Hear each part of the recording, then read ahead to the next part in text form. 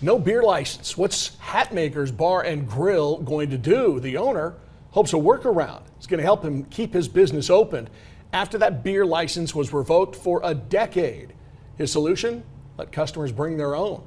Jared Austin joining us live from outside that bar in Fountain City. Jared, workers say business has slowed quite a bit since 2 people died in a shooting in the bar's parking lot. Yeah, they say for the last 4 months, this parking lot has really been empty. But like you had said, they're going to try to offer a solution to get people back in the door. They're calling it their brown bag policy. Basically, for every beer you bring in, you just have to pay them $1. But the owner really doesn't know if that'll be enough.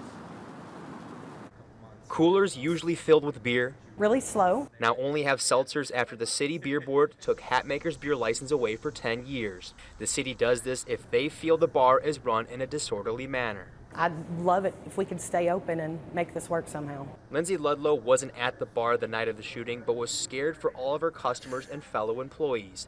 The owner, Jason Hatmaker, at a UT baseball game when he got the call. Everybody in here is just stuck, and they're doing an investigation outside, and I tried to ask them how long that they was going to try to hold the patrons. They held them here from 9:45 to 2:30 in the morning. 2 people killed and 3 injured after the shooting led to the city and state looking into the bar's beer and liquor license.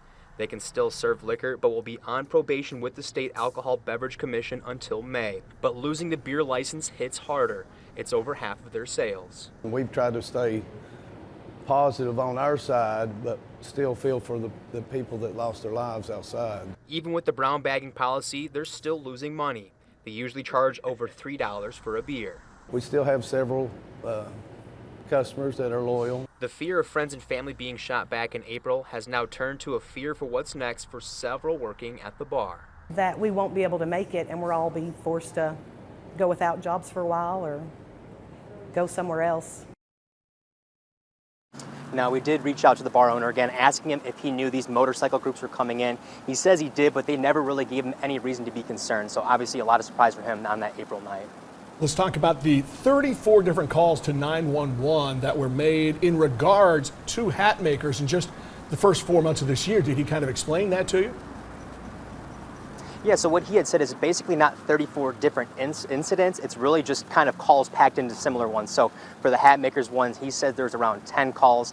And then for a death that happened in the parking lot, he said there was around 4 calls for that. We did reach out to the Knox County Medical Examiner. They did confirm that that death was from a heart attack and natural causes. We reached out to Knox County 911 to get some further information about the specific calls for the incidences. And they said they had to make a special request for that. So we hope to provide that for you in here in a little bit. All right, Jared, thanks. And again, because of Tennessee state law, the liquor license and the beer are not corresponding, so they do still have their liquor license. Appreciate it, Jared.